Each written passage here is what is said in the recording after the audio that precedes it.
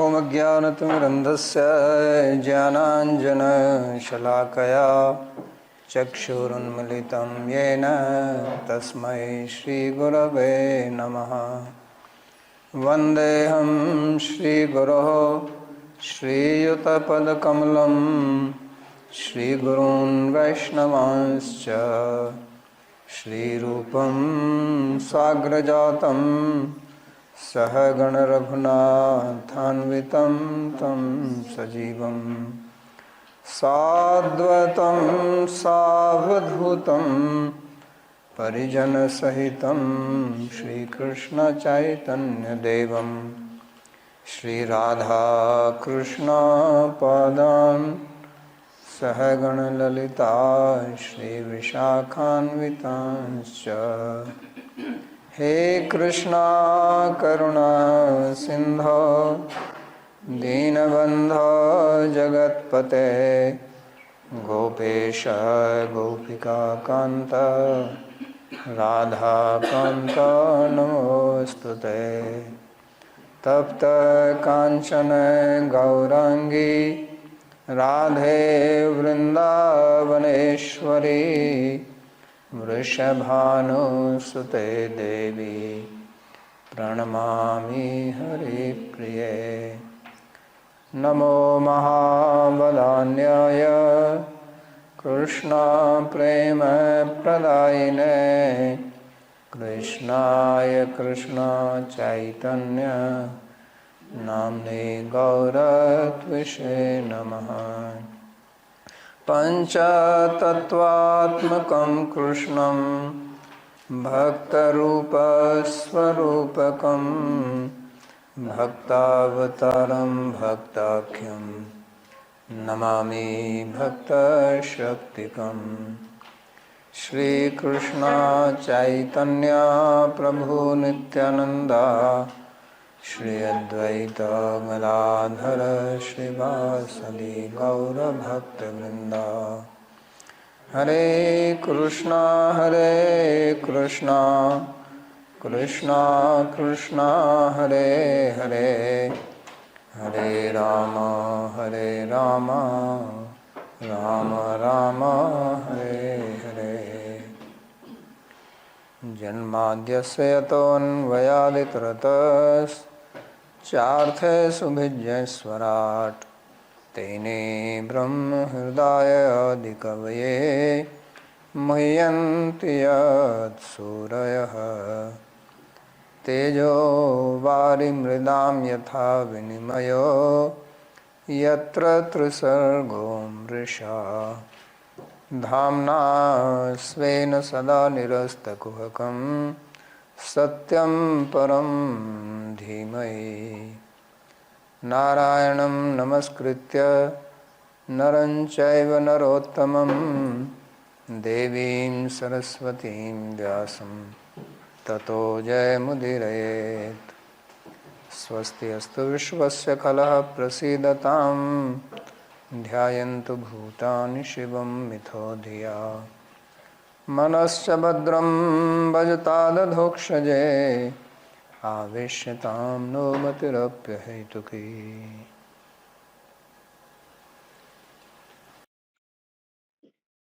आप सभी का स्वागत है। We welcome all of you to this class on the series of Śrīmad-Bhāgavad Gita. Today we will study second chapter, verse number 28. आत्मा और शरीर, देह और देही, शरीर और शरीर के विवेक के बारे में बात। Bhagavan Shri Krishna is talking about the discrimination between body and Atma, because Arjun's primary problem was that of grief. तो शोक का क्या समाधान है? So what is the solution of his grief? Bhagavan is talking about that here. तो पीछे श्लोक में उन्होंने बोला था, In the previous verse he had explained that Atma is immutable, indestructible, it is inconceivable, it is never born, nor it can be cut, nor it can be burnt, etc. So in that same series, he is telling here.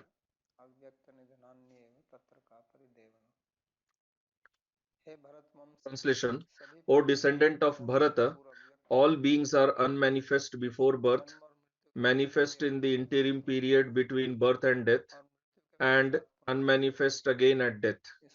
In this matter, what is there to grieve about?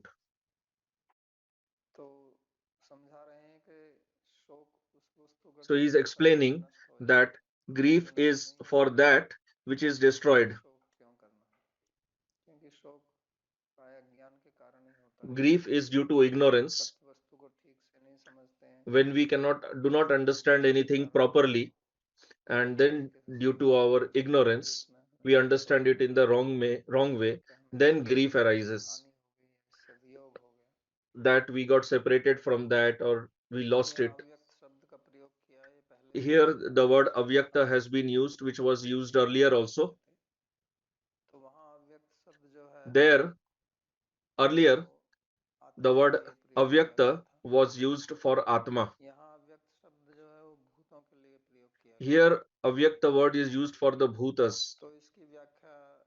So this has been explained in 2 or 3 ways. Here, bhuta can be taken as pancha mahabhuta, the 5 elements from which the body is created. The body, before being born, it was unmanifest, it was not seen. The 5 elements were here and there, which got combined to form this body. And after birth, the body became manifest, and after death, it will again become unmanifest. So the 5 elements will get merged into the original forms. So what is there to grieve about that here? Like if you have a room which is totally dark and we cannot see objects in that room, if you bring light, then the objects will be seen. And again, if there is darkness, then again the objects cannot be seen. So what is there to grieve regarding this? So this is just a combination of the 5 elements, the Pancha Mahabhutas.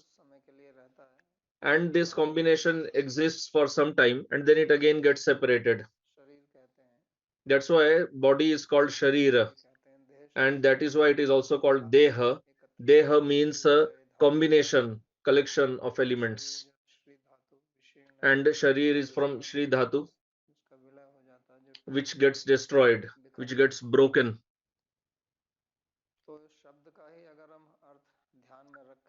So if we simply remain aware about the meaning of the words Sharir and Deha, then we will be also aware that it is temporary and it is going to get destroyed at some time. So if we consider the meaning of bhuta as Pancha Mahabhutas, the 5 elements, then they were earlier avyakta, unmanifest. So actually they are manifest only, but they are unmanifest in the sense that their combination was unmanifest.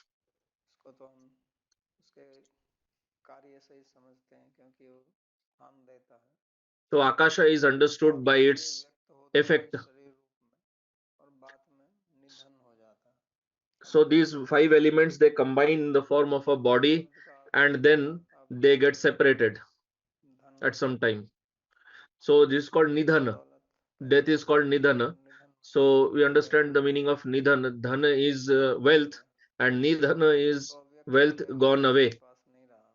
So now that you have lost that wealth, it is no longer with you. It has become avyakta, unmanifest. So then what is there to grieve in this regard? Why do you grieve?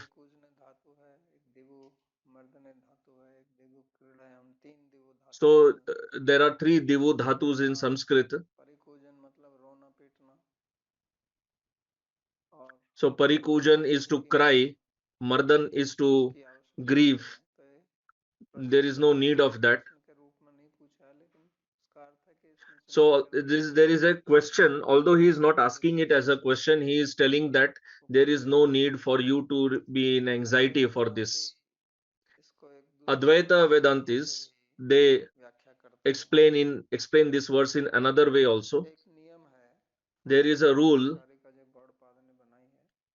in the Karika of Gaudapada, and such a Siddhanta is seen in 11th canto also, where Bhagavan speaks.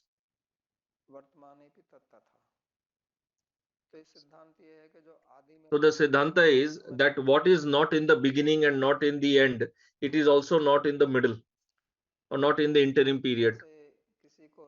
Like if somebody is having an illusion of rope in snake, so if he's having an illusion of a snake, so earlier also the snake was not there when light was on, and later also when light is on, then also he doesn't see snake. So then it is understood that in the middle period also there was no snake. It was just an illusion, wrong understanding. Similarly, this body, before birth it was not there, after death it will not be there. That means in the middle period also it is not there. Not there, it does not mean that we cannot see it. We are anyway seeing it, but not being means not being in the way we think about it. Like we see snake, but what we are considering it as snake, it is not snake, it is actually a rope. It's our illusion that it is a snake.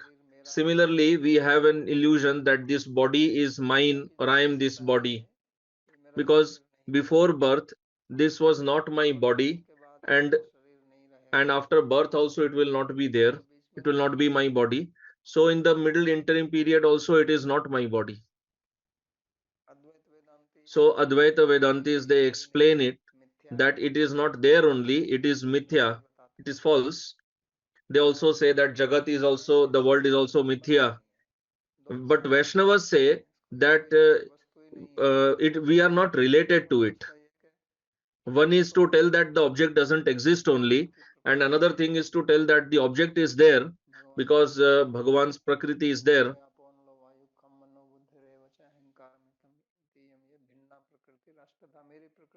So Bhagavan says that his Prakriti is there. So if it is his Prakriti, it cannot be false. It is real. But the relation that we make with it, that relation is false. That is mithya. And that relation remains for some time. We all know that before birth, when the body was also only not there, then where is the question of having relation with it? Relation is between two objects. If one object is not existing only, how can there be relation with it? After death, Atma leaves, the body is burnt, so then there cannot be any relation with that also. So in the middle period also, there is actually no relation. So the whole illusion is simply because of that concept of the relation. Our Vaishnavacharyas do not say that the world is mithya, it is false, it does not exist only. No, they say it exists, but to have Atma Buddhi in it, to consider the feeling, to have the feeling of me and mine in it, that is avidya. Like in Yoga Sutra, the 5 kleshas are told. So there, avidya is also explained like this only, to have the concept of eternal in temporary, where there is no pleasure, to consider that there is pleasure in that. This is avidya. So body is temporary, to consider it as eternal. This body is not our self, we are not the body, but we think we are the body. So this is illusion. That is why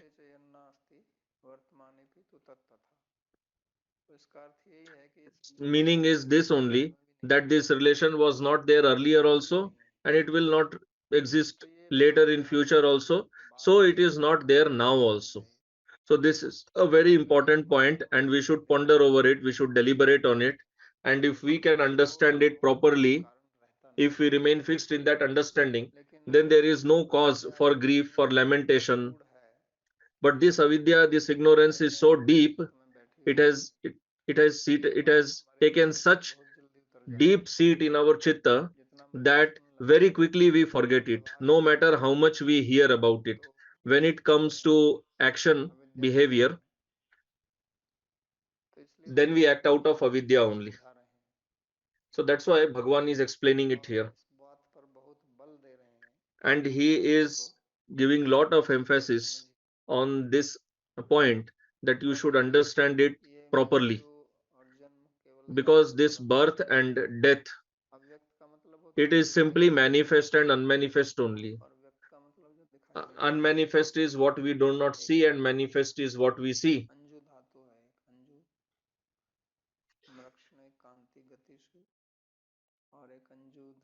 So there is Anju Dhatus. There is the second Anju Dhatu is in the sense of Vyakta, manifest. Like we say Vyakti in Hindi, we say Vyakti. So Vyakti also comes from that Vyakt. Vyakta means what is appearing before us. So these material elements, they are actually always manifest only. If we see from the side angle of 5 elements, they are always Vyakta, they are always manifest, but not in the form that we think of it, that this is my relation, this is my friends. Not in that sense. The material elements are not present in that way. So now somebody may say that you are telling it was not existing earlier, later it will not exist. So that is why we are grieving. This is the actually the cause of grief, that we will get separated from it. This is the logic that people will give, that what is manifest now, that is why it's called Vyakti, because he is Vyakta, unmanifest. So if the Vyakti, the person will become unmanifest, means he will die. Due to death, he will be unmanifest. So that we are grieving for that only. Our lamentation is for that only. Like if we have wealth and if somebody steals it, then we feel sad. We grieve that we lost our wealth. So Bhagavan is telling that's fine what you are telling, you will get separated, but it is a rule. This is a rule which cannot be changed by anybody. Just like sun, there is sunrise, and on sunrise we can see everything, and after sunset there is darkness and we cannot see. So if you start crying at the night after sunset that now I cannot see anything because there is no light, we know that nobody cries, because we know that the sunrise will happen again next day. So similarly, people are unmanifest, then again manifest. So this cycle goes on. Nobody can stop that. So why do you have to cry for that? That's why he's telling that you are a descendant of Bharata. The great king Bharata was born in your dynasty, and on whose name this country also got the name Bharata. So he also became unmanifest. His body is not existing now. So then why should you grieve? So this is what Bhagavan is explaining in verse 28. And then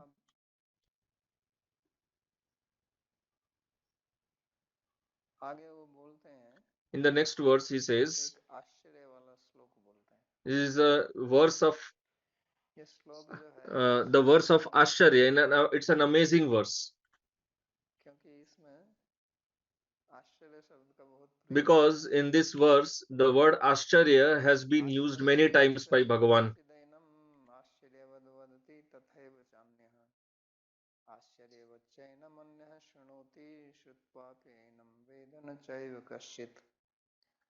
Translation: some consider the self as amazing, some speak of it as amazing, and some hear of it as amazing, while others, even after hearing of it, cannot comprehend it at all.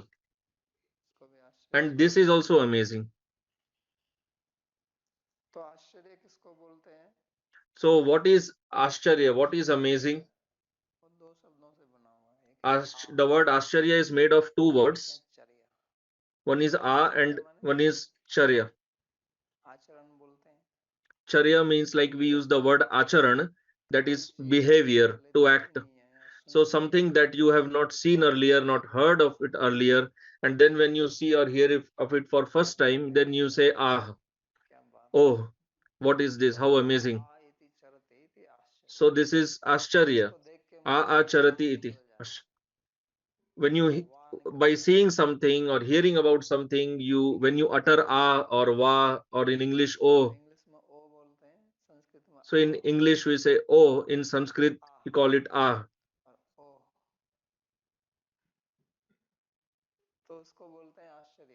So that is called Ascharya, amazing.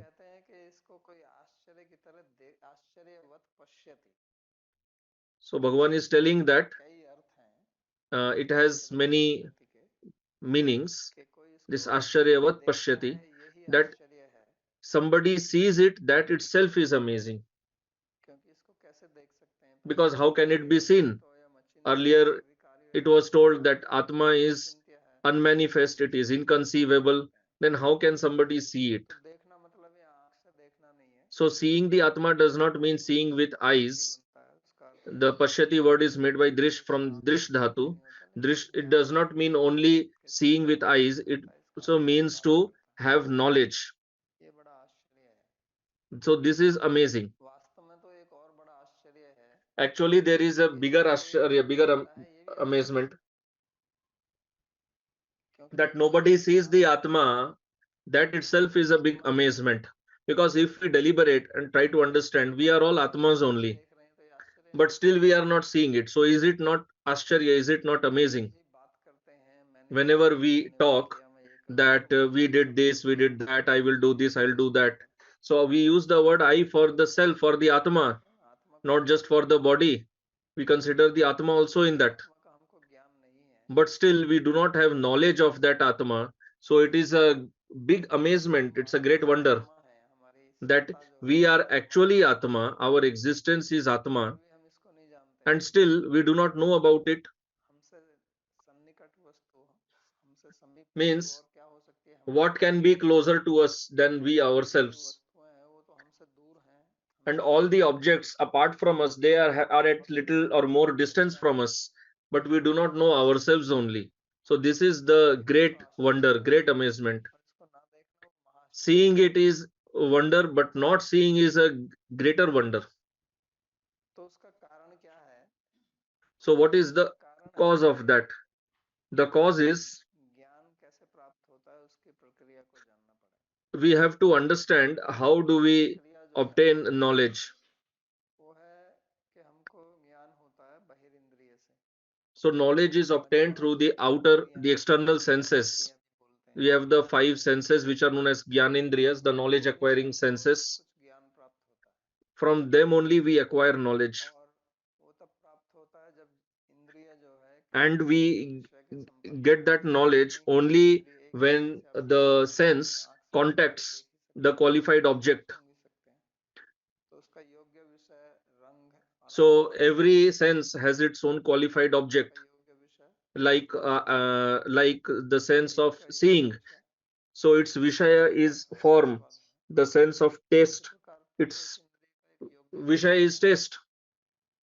So like this, every sense has its own qualified object which it can perceive. And there are certain conditions which if fulfilled, then only we can perceive that object. Like some objects, like objects can be seen only at a certain distance. If there is darkness, we cannot see. If they are very far, we cannot see. If there is some obstacle between the eyes and that object, then we cannot see. If we are thinking about something else, then also we don't see. So there are many conditions which if fulfilled, then only we get knowledge of the object.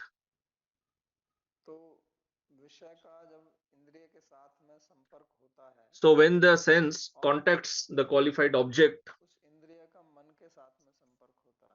and then it contacts the mind, and that contacts the Atma, then only we get the knowledge.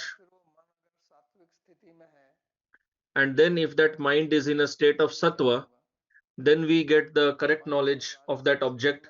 If the mind is in a state of rajas, then even after contacting the object, we will not get its correct knowledge.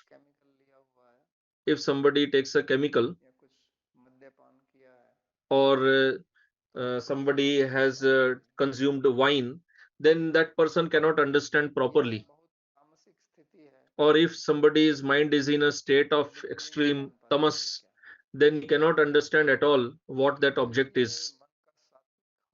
So that is why it is very important for the mind to be in a state of sattva to understand objects as it is.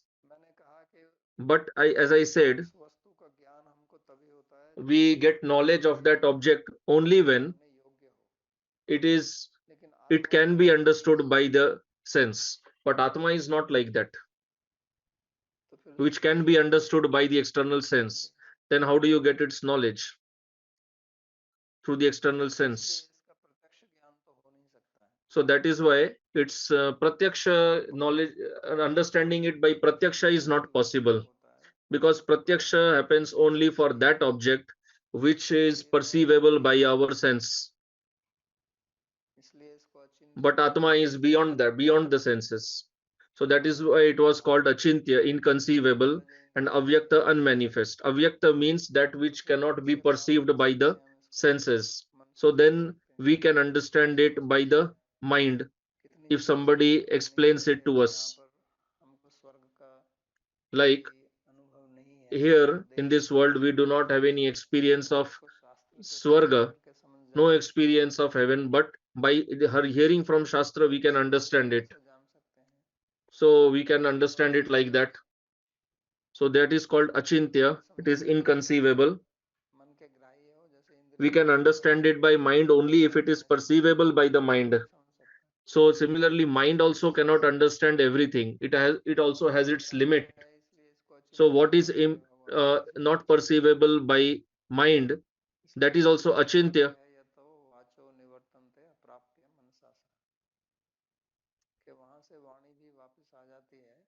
So Shastra says,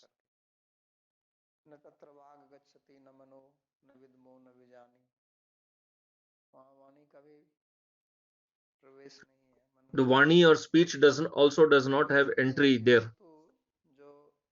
So such an object which is inconceivable, which is unmanifest, how can one see it? So that is why Bhagavan is telling it is Ascharya, it is amazing. So there is a way to see it. It is not that there is no way to understand it. In Gita, Bhagavan has also explained.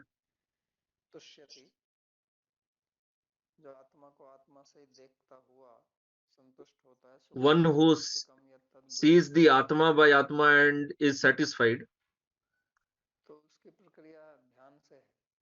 So the Atma can be perceived by dhyana.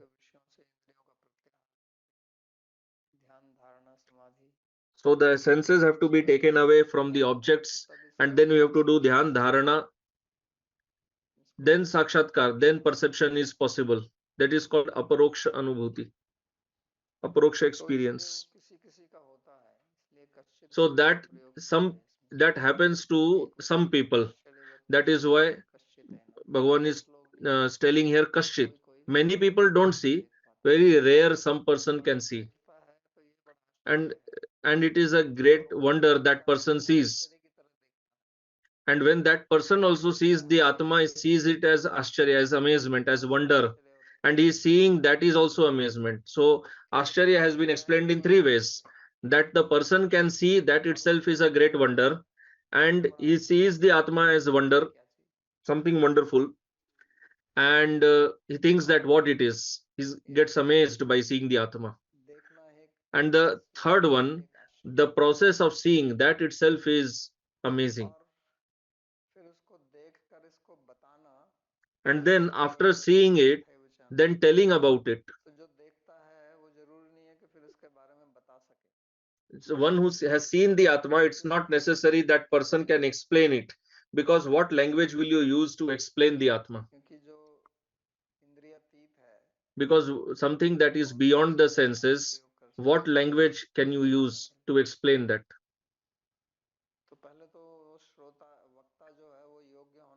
So first of all, the speaker should be qualified, should be educated, should be learned in Shastra. Just because he has experienced the Atma does not mean he can tell about it. there are people who have experienced Atma, but they may not be able to explain it to others, because you need some more qualification to teach something to others. Just because somebody has knowledge does not mean that person can explain or impart that knowledge to others also, because some very rare, some people only explain it. It's a great amazement that person is explaining it, and if he is explaining it, he is also explaining it as a wonder,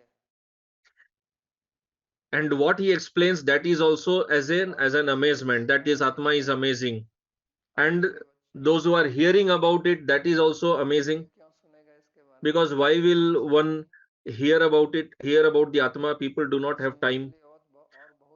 There are so many other topics for hearing which are very entertaining, very exciting. Watch the cricket match. What is the use of hearing about Atma? Isn't it? There are so many other Gramya Katha, so many village talks, so much gossip going on everywhere. Should hear about it. Why will somebody hear about Atma? So very few people, they have the curiosity, the inquisitiveness, the jigyasa to learn about the Atma, Athato Brahma Jigyasa. When a person doesn't feel satisfaction from anywhere else, then that person has an internal vision. He sees inward, and he gets the curiosity, the enthusiasm to hear about Brahma, about Atma.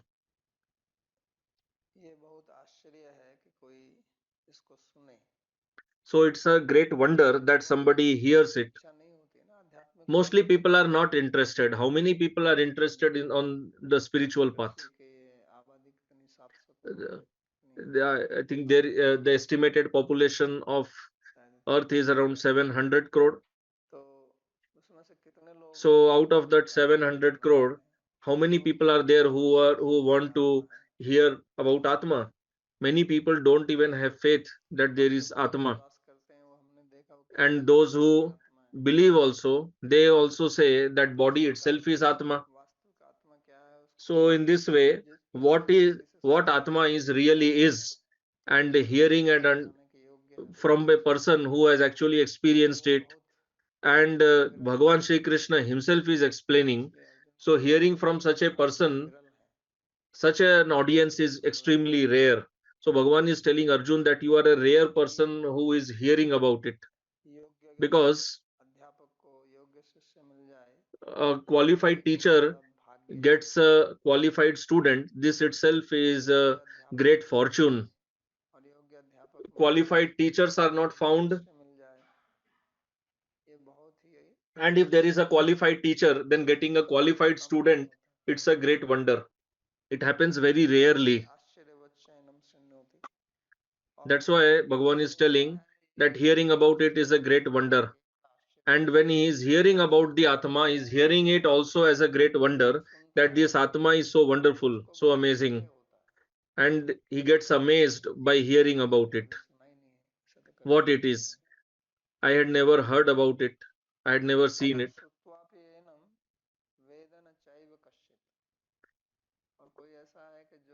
And there are people who, even after hearing, do not understand it. It is not necessary that if we are hearing about something, we will understand it definitely. It happens so often that we hear, but we are unable to understand. So if somebody understands, that itself is amazing. This is the biggest wonder, that if somebody hears about Atma and understands it. But there is no other way also to understand about it. Hearing is the only way. Like there are three ways of obtaining knowledge. There is Pratyaksha, Anuman, and Shabda. So in Pratyaksha we get knowledge through our external senses, and in Anuman we get knowledge through Vyapti.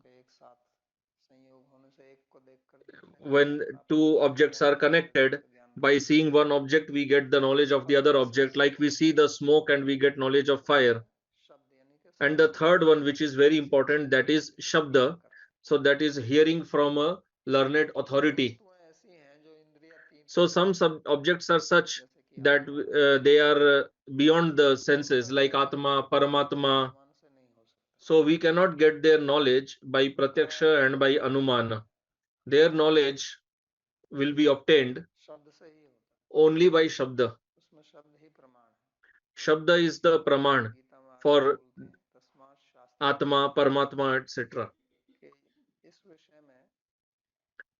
So in Gita, Bhagavan also says that for those objects which are beyond the senses, for those objects, Shastra is the only Pramana.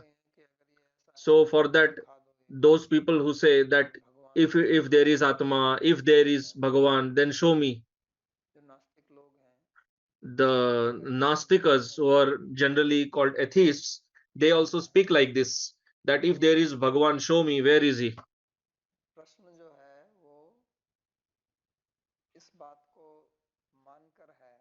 So this question is made with the assumption that Paramatma can be seen. Because if you cannot see him, then how can you say that show me? There are many things which you cannot see. So for those objects which we cannot see, asking to show them itself it's a wrong question. So these objects can be understood only by hearing from authority. And then there is a way, there is a process to experience it, to realize it. So Bhagavan is explaining about that only here. Otherwise the question can be, if it is beyond the senses, then why are you speaking about it? And what is amazing, what is wonderful is that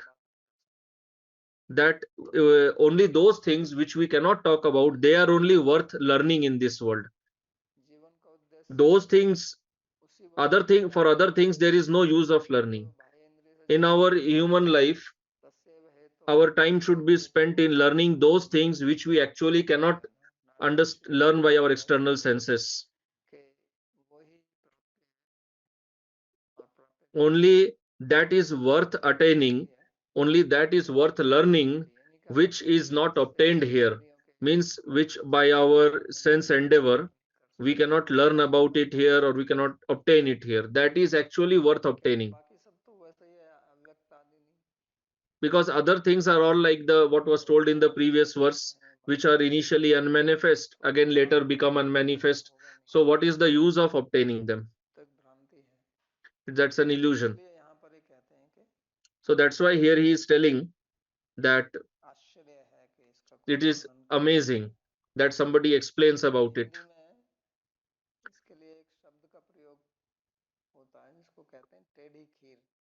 In Hindi, there is a word that is called, in Hindi it is called Tedi Kheer. So why do they speak like that? There is a story behind that. So kheer is sweet rice. It is not curved. Tedi means curved, so it has nothing to do with being curved. So once there was a bhandara in Vrindavan, and in bhandara the sadhus, they got sweet rice, and the sweet rice was very tasty. So the sadhu went to the bhandara, came back to the ashram, and there was a blind sadhu there who had not been to the bhandara. He had come now only, newly joined in the ashram. So he was told that there was a great bhandara today, and we got sweet rice. So the sadhu was blind. He asked, "What is kheer?" So now the other sadhu, he was in trouble. How do I explain kheer? So it is same like we are in a perplexed situation. How do I explain about Atma? It is beyond senses. So now this sadhu had to explain what is sweet rice. So he told that sweet rice is of white color. So now how will the blind sadhu understand what is white color? So he asked, what is white? So this sadhu told that white color is like Bagula, it is the swan. So then he showed by through his hand that swan is like this, so that the blind sadhu touched his hand and saw that hand was in curved shape. So then he thought, oh, it is in curved shape, that means sweet rice is also curved. So from that got this proverb came, tedi kheer means curved sweet rice. So explaining Atma is like that only. It is like to explain about color to some blind person. So now how will you explain? So that's why Bhagavan is telling here that if it is like a blind person understanding color, it is as amazing understanding Atma or explaining about Atma.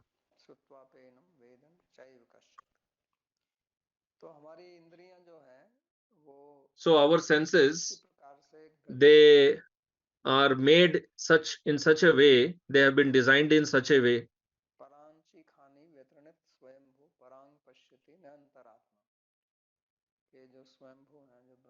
that what Swayambhu Brahma, he designed the Indriyas in such a way that they lean in an external direction only. They are always inclined to obtain external objects only. They remain engaged in that only. Actually, the dhatu, its dhatu means himsa, violence, that they keep doing violence there only. And Atma is Antaratma. The senses have been designed in such a way that they will not see the Atma inside. But some dheer people, some very wise, learned, sober people, they can. Like Bhagavan is telling here, very rare, few people can see it. So the process of experiencing, realizing the Atma is different. The process of obtaining the external objects is different. And understanding the inner world, the understanding Atma, is a different process. So this is the difference between spirituality, Adhyatma, and modern science. In modern science, you study what is external to you, the objects which are situated far from you. So they are going far only. Like you went to moon, then Mars, Jupiter, keep going far. So modern science is to take us far away from ourselves, and spirituality is to take us towards ourselves, going within.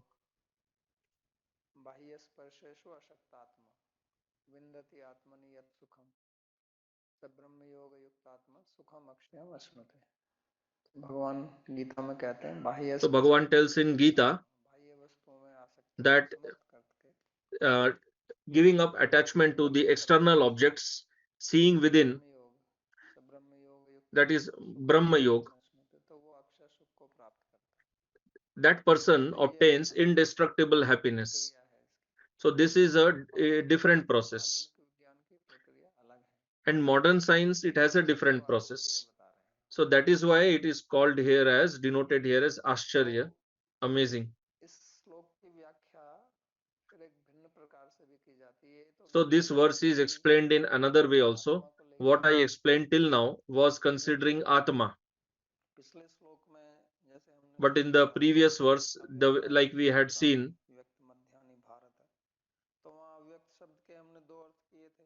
there we had given two meanings of the word avyakta. One was done considering bhutas, the body being a combination of bhutas, material elements, and the other was considering the meaning as atma.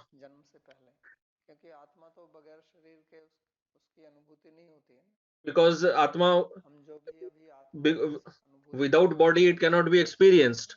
The experience of atma, what we are having, it is because of this body only. If there is no body, atma will keep roaming here and there. So many ghosts, etc., might be roaming around here who do not have body.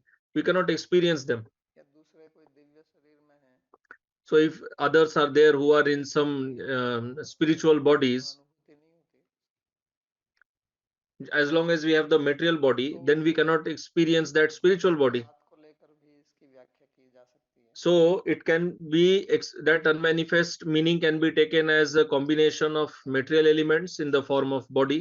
तो वही उदाहरण जो दिया था So from the point of view of Advaita, what में सर्प देखना, I had told earlier, seeing snake in a rope, तो है तो रज्जु, so it is actually rope, सर्प दिखती है, but it appears as snake. तो आश्चर्य है ना। So this is amazing only. तो इसलिए अद्वैत वेदांत कहते हैं कि जगत तो मिथ्या है, That's why Advaita Vedanta says that this world is mithya, it is false, but it can be seen. इसको आश्चर्यवत पश्यति। So that is Ashcharya, that is amazing. हम व्यक्ति तो इस बात One who understands this world, कि जगत मिथ्या है, common average person does not understand only, जान जाता है तो but one who understands, then he sees the world as Ashcharya, as amazing. ऐसा वास्तव में तो ये है नहीं, That, oh, actually it is not there, it doesn't exist only, it is all Brahma only. Vasudev सर्वमिति, ये तो सब ब्रह्म ही है, ऐसा वास्तव Everything is Brahma.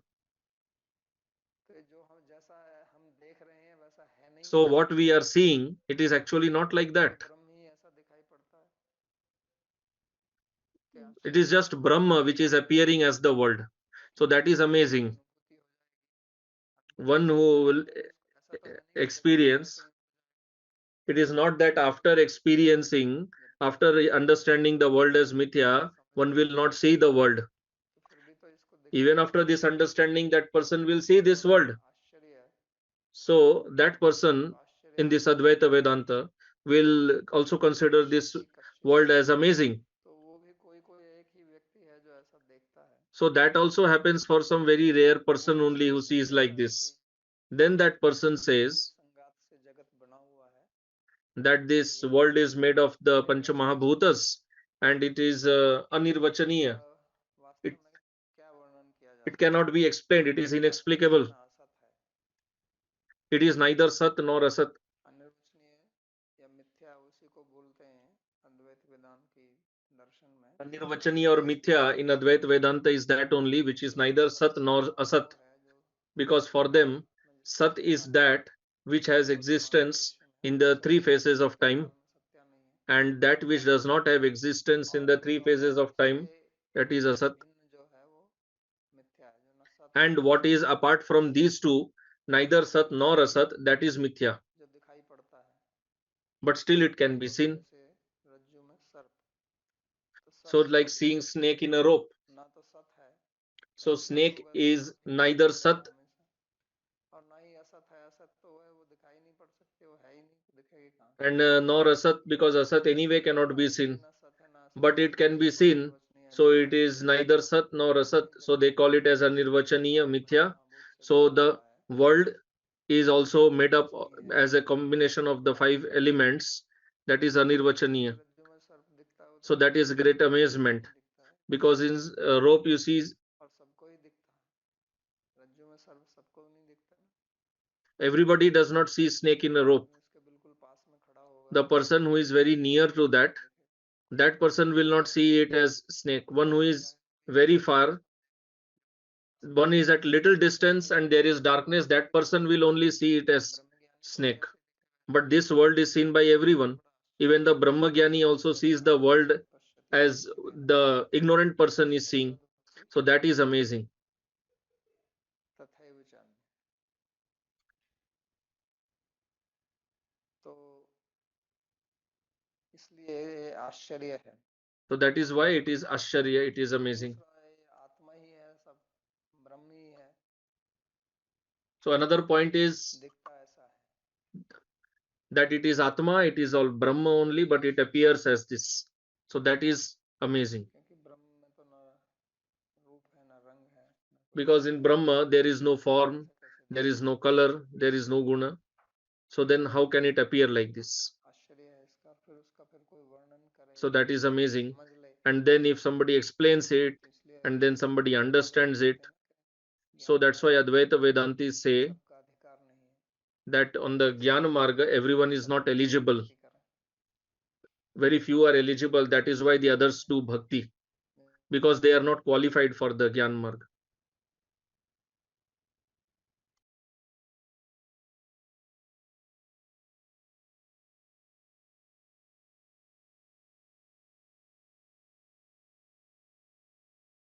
तो इस प्रकार से भी इस श्लोक की So व्याख्या in this की way also this verse can be explained ये सब ब्रह्म है और फिर भी ऐसा दिखता है, तो that this दोनों is all तरीके से Brahma, इसको but it समझ is सकते हैं। seen as this world. So in आत्मा both ways you शब्द can understand. ज्ञानम आत्मा की दृष्टि से, ब्रह्म की You can see दृष्टि it से, from मनुष्य the की point दृष्टि of से। Atma or Brahma तो भगवान इसलिए or collection of समझाते हैं, bhutas. इसलिए अगर आपकी समझ में नहीं आता है So Bhagavan is telling that if you do not ऐसा मत understand it, सोचिए कि आप कोई don't think मूर्ख व्यक्ति that हैं, you are some fool, आप में बुद्धि नहीं है। you are not intelligent. The object itself is like that. Arjun को सांत्वना भी दे रहे हैं So भगवान in that way he is कि आप giving some समझदार solace हैं, to Arjun ये also, बहुत लोगों को that ये समझ में don't नहीं आता। think that only you are not understanding, many people do not understand it. ऐसा भी कहा जाता है संस्कृत में, And in Sanskrit it is also वक्तव्यम said तज्जाड्यम श्रोता यत्र न बुध्यते,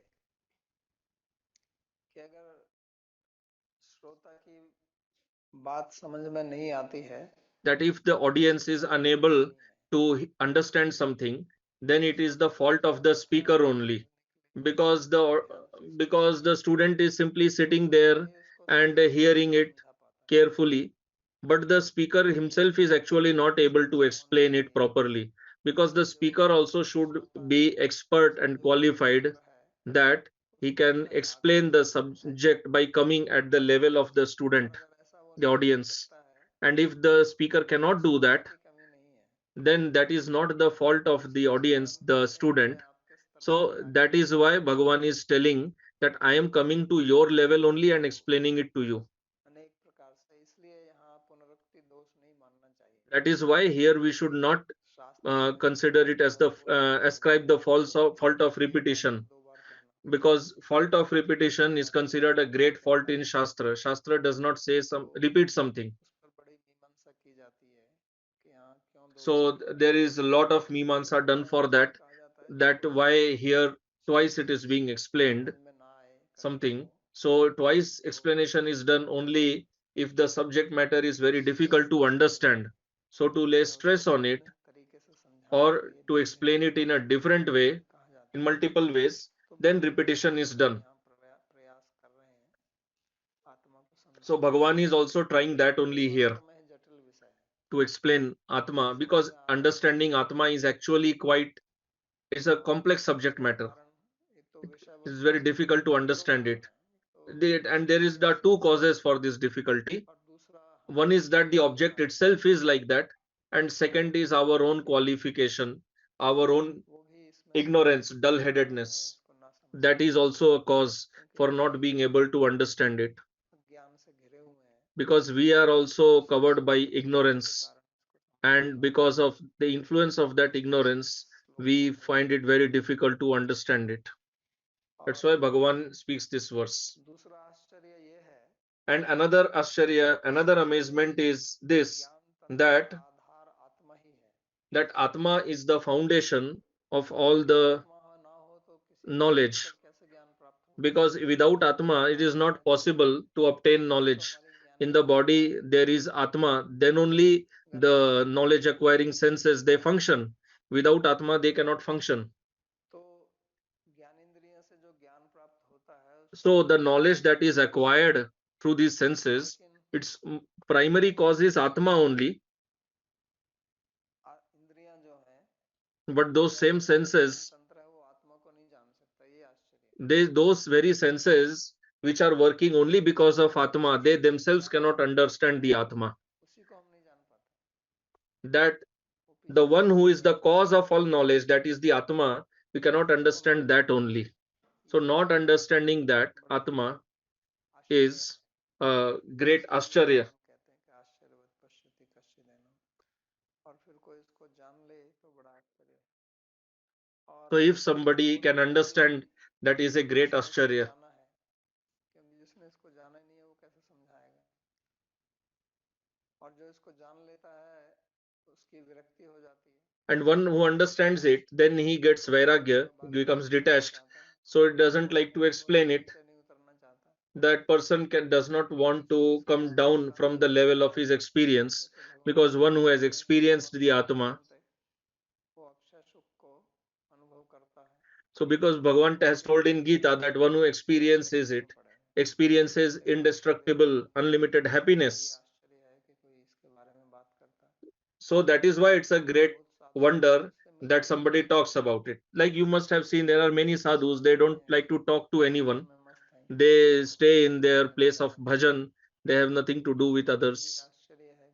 So this is also a great amazement that having considered this, having realized this stage also, one is speaking and explaining about it. So in this way, this verse can be understood from various points. You can also understand it like this, that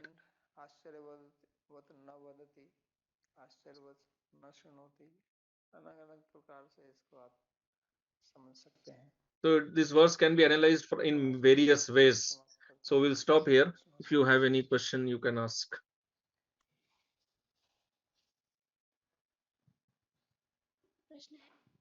So question.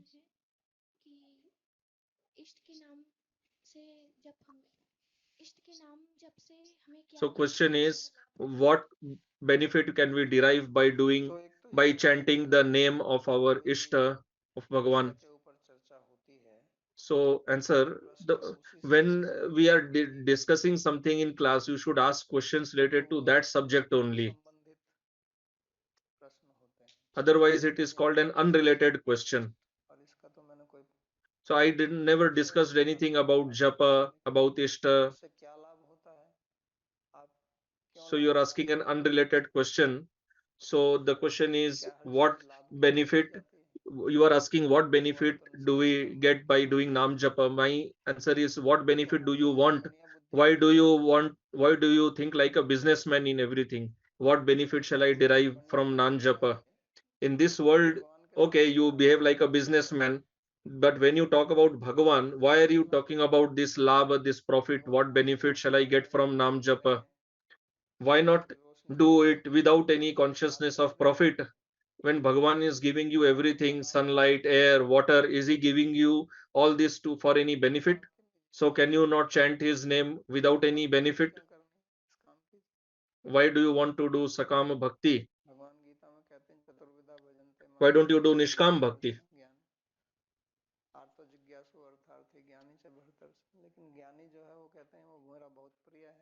Bhagavan tells in the Gita verse that the Jnani is very dear to me. Why? Because he does not do anything for his own profit, for his own benefit.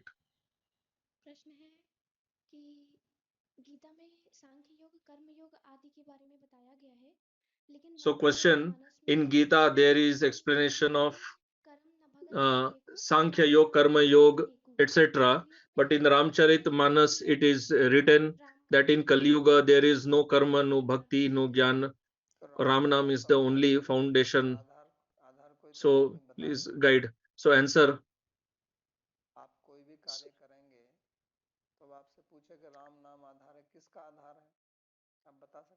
So when you say Ram Nam is the foundation, it is the Aadhar or foundation of what? Every foundation is a foundation of something. You told it is the foundation, so foundation of what?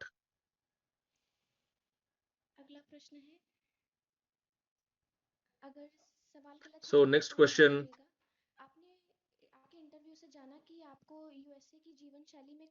I learned from your interview that in your life in USA you were seeing lot of emptiness and you resigned and you came to India. So I think that it was a very big decision. So at that time, what did you think and what did you think about the uncertainty of future?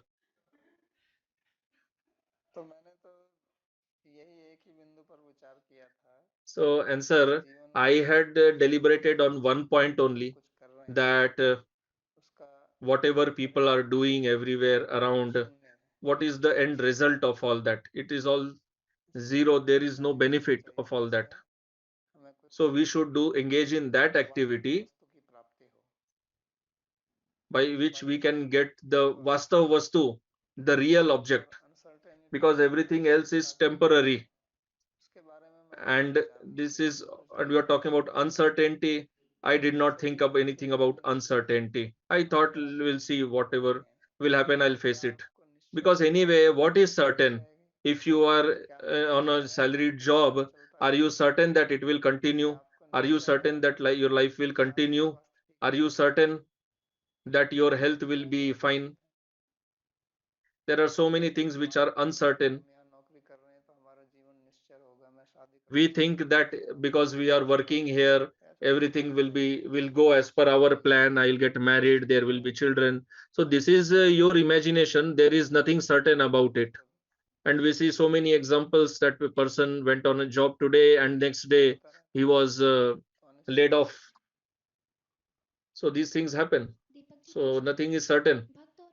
Next question: how does a non-devotee and a non-devotee how does a devotee and non-devotee experience death? Answer: death is not experienced by anybody because there is no death. One who will experience death, then that person won't exist then.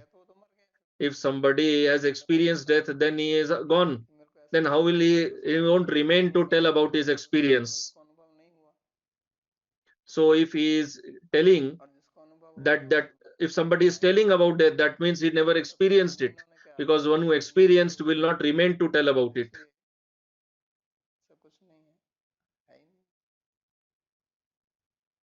So there is nothing like death called death. So next question: just like there is definition of bhakti in Bhakti Rasamrit Sindhu, is there also a definition of sadhu or bhakta? So there are a lot of definitions given for bhakta in Bhagavata. So Rishabdev is telling to his sons, you can study that there. There also the symptoms of sadhu are explained.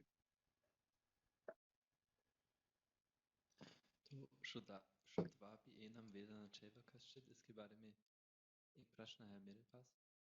तो मैं किस प्रकार सुनने के बाद समझने के लिए अधिक योग्य बन सकता हूँ? So the question is, how can become more qualified to understand after hearing?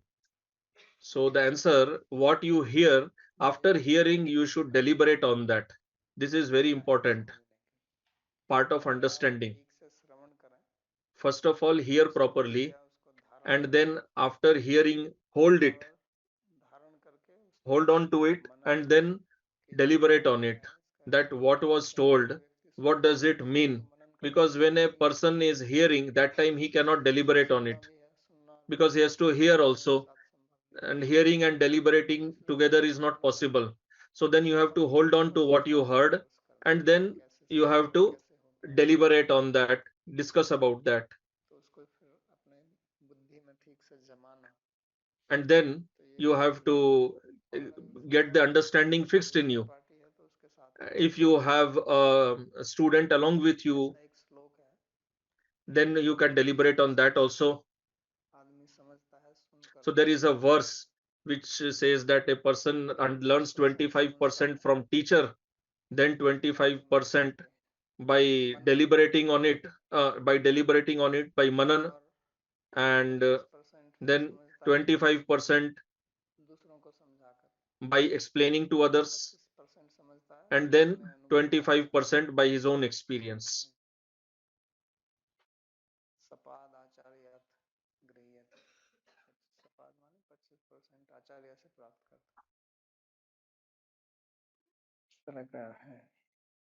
तो विद्या जो है वो विद्या कालेन पच्यते, विद्या प्राप्त करने में समय लगता है.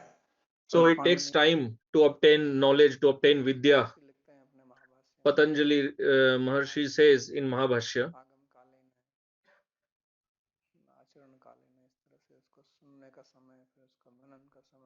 that you have to hear, then deliberate, then apply, explain to others.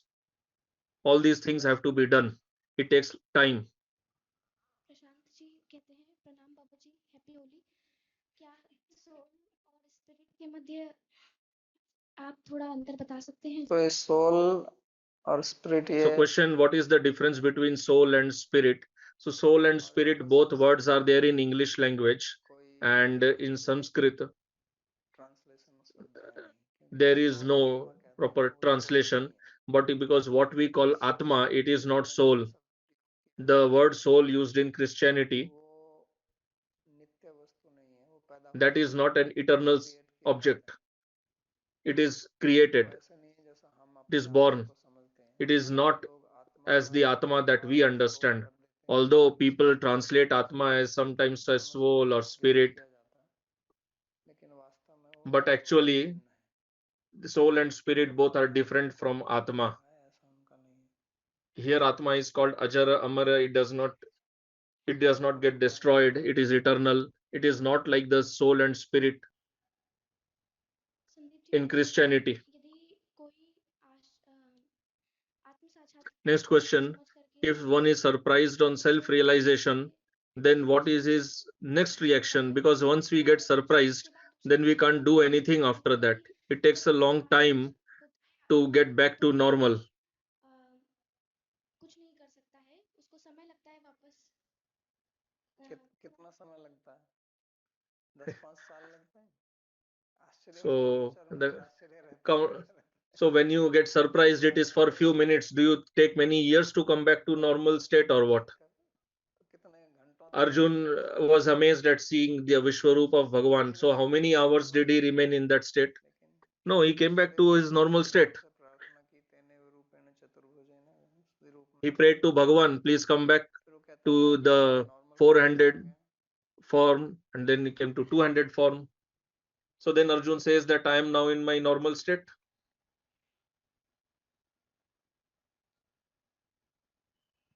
एक और प्रश्न है महाराज जी, So next question. यदि सवाल गलत है तो मुझे माफ करिएगा। मेरा विवाह I have been married for since 33 years. My husband always speaks sarcastically with me and finds faults in me, because of which I feel very miserable. Kindly guide me. So answer, happiness is in our hands. To remain happy is in our hands, and that is only possible when we have control over our mind. When we do not have control on our mind, then we depend on others to make us happy. If somebody speaks sarcastically to us, somebody uses some bad words for us, then we become miserable. But if we have our mind in our control, then let others speak whatever they are speaking. We have nothing to do with that. Then we can thank others that they have found fault in us, so that we can improve, and that person will remain as he is. So this is a vision. We always expect that others should praise us, then only we will be happy. And if others do not praise us, then we will be miserable. So you have given the responsibility of being of happiness and misery to others. Like there is remote control of television, you have given the remote control of your happiness and suffering to your husband. So take the remote back and keep it in your own pocket, and let him speak whatever he is speaking. You can just hear it and you can still be happy. Then you can smile when he is speaking sarcastically with you. So when he will see that he is not getting any result by speaking like that with you, then that person will stop speaking. So you can thank him that he found fault in you, and you can be happy and you can thank him for that. Then he himself will start becoming embarrassed. But for this you need lot of courage, and you need to have a big heart, and you need lot of patience. But why you are not becoming like that? So this is good only if you increase your level of patience, you become large-hearted, broad-minded, and you have to become great. Then only you can rise above all these dualities. I think I told you earlier about the story of Buddha. When he went to a village, whenever Buddha went, 50,000 sannyasis were traveling with him. Many young people left everything and went with him. So many parents, they were suffering because of this. They had pain that our young children are becoming sannyasis. They were angry at Buddha. So when Buddha came to a village, then a person in that village was extremely angry at Buddha. So when Buddha came there, then that person had already planned that I will go and speak all kinds of words to Buddha. So he came to Buddha and said that I want to talk to you, because Buddha used to give time to everyone to ask questions. So then that person started speaking all kinds of things. You are this, you are that, you are destroying the society, you are spoiling the young people. They used all kinds of bad words on Buddha. The Buddha kept hearing all that. Now this person had never thought that Buddha, even after hearing all this, will not react, because in the society everybody will react on hearing such kinds of words, and when people react, then only we get the entertainment. It's like a table tennis playing with the ping pong ball, then only the game continues. So if you play and the other person is not giving the shot, then you will become frustrated, because you cannot clap with one hand. So Buddha was not reacting only. So how much this person will react? So then this person stopped speaking and he told Buddha, why are you not telling anything? So Buddha said that I came to hear, so I'm hearing. So Buddha said that I am not your servant, that I have to react to you. You speak. So this person was amazed that I use such words and is not reacting. So Buddha said that phase of my life has gone when I used to react when I was a prince. If you would have told all this at that time, then I would have showed reaction, what it means to react. So Buddha said that phase is gone. Now I do not do pratikriya, I do only kriya. I do not react, I just act. Now my life is in my own hands and you cannot decide what I will act. So then that person understood this person is actually very great, and then he fell at the feet of Buddha and begged for forgiveness. He said that I have told all this to you, what will happen to me? So Buddha said something very nice. He said, what will happen? If you would have brought some gift to me and I would have not accepted it, then what would you have done with that gift? You would have taken it back. So now whatever bad words you gave to me, I did not accept it.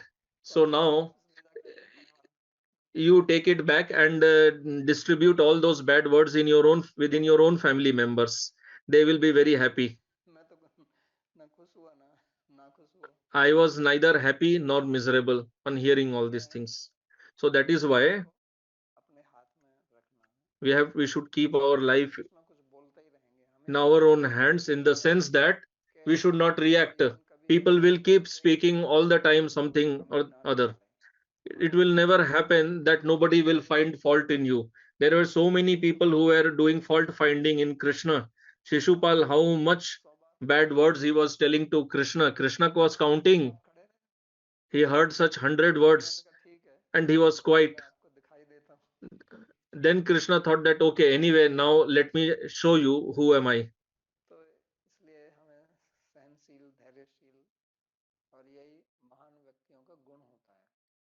So this is the quality of great people. So you should understand that your husband actually wants to make you a great person, and until and unless you do not become a great person, he will not spare you. He is determined to make you a great person. So don't feel miserable. Think like this.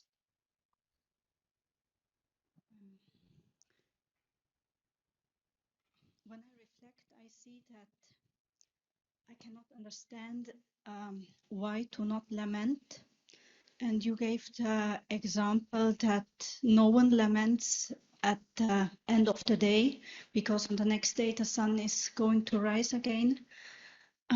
But in this example, yes, when the sun rises, I'm still the same, My surrounding is still the same, and I'm certain that things are going to be as they are when the day ended. But when I die, I don't know what is going to happen in my next life. I don't know what kind of parents I'm going to have. And So how does it matter? Do you have some great parents now? No, I don't. So then, if you had very wonderful parents now, then you can be in a lamentable position. But if you are not having so wonderful parents, you think that there is a chance. Maybe I will get better ones. I should be happy. But my lamentation is also like the circumstances which I had in this life somehow led me to make the decision to take interest in this bhakti stuff. But I don't know if in my next life the Did you know that circumstances. when you got the opportunity in this life, you also did not know? And why you think that you will not get it? That means you are not reading Bhagavad Gita. Krishna himself says that Neha Bhikram Naswasti, you will say this, that if you do something on this path, you will continue again. So he is giving an assurance. So give up your lamentation.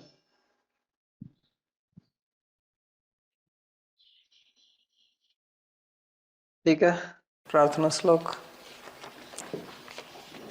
सर्वोपनिषदो गावो दोग्धा गोपाल नंदनः पार्थो वत्सः सुधीर भोक्ता दुग्धं गीतामृतं महत्।